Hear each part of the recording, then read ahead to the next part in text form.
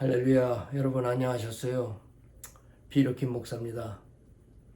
하나님께서는 세상을 선하고 완전하게 창조하셨습니다. 처음에 그곳에는 죄도 고통도 죽음도 없었고 하나님의 형상대로 창조된 인간은 하나님과 교제하며 행복하게 살고 있었습니다. 오늘 우리는 성경에서 매우 중요한 부분인 창세기 3장을 함께 보려고 합니다. 이 장은 세상이 왜 더 이상 하나님께서 처음 창조하셨던 모습 그대로가 아닌지를 설명해 줍니다. 또한 왜 세상에 고통과 슬픔, 갈등, 그리고 죽음이 존재하는지를 설명합니다. 에덴 동산에서 하나님께서는 아담과 하와에게 필요한 모든 것을 주시면서 아울러 딱 한 가지 명령을 함께 주셨습니다. 그들은 동산에 있는 모든 나무의 열매를 자유롭게 마음 놓고 먹을 수 있지만 단 하나, 선악을 알게 하는 나무의 열매만은 따먹지 말라고 명령을 하셨습니다.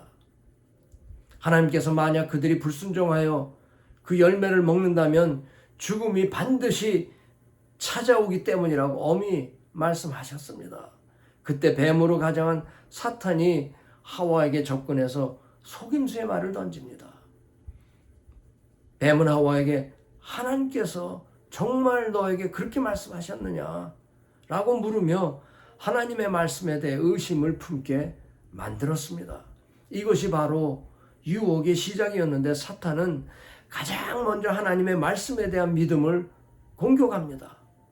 하와는 뱀의 말에 귀를 기울여 열매를 따먹었고 뒤를 이어 아담 또한 그 불순종에 가담했습니다.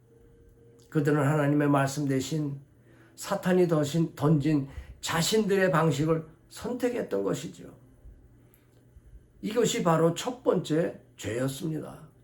하나님께 대한 불순종을 통해 죄가 인류에게 들어오게 된 것이었죠. 즉시로 모든 것이 변했습니다.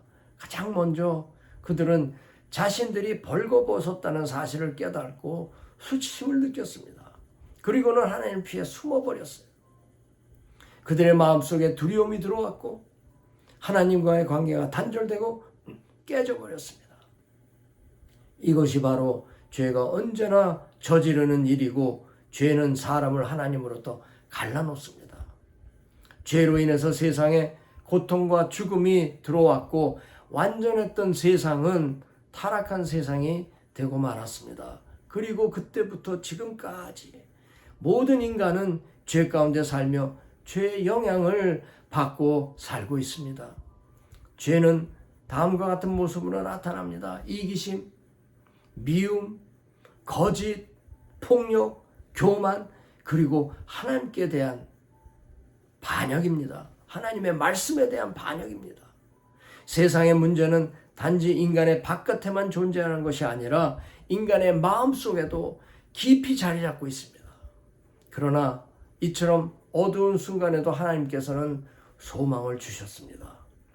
창세기 3장에서 하나님께서는 장차 오셔서 뱀의 머리를 부셔버릴 한 분에 대해 말씀하셨고 이것이 바로 구원자에 대한 첫 번째 약속이셨습니다. 하나님께서는 죄가 인간에게 들어오자마자 즉시 구원의 길을 예비하셨던 것입니다. 이 약속은 바로 예수 그리스도를 가리킵니다. 예수님은 사탄을 멸하시며 죄를 용서하시고 우리를 하나님께로 회복시키기 위해 오셨습니다. 아담이 불순종으로 잃어버린 것을 그리스도는 십자가의 순종을 통해 회복시켜 주십니다.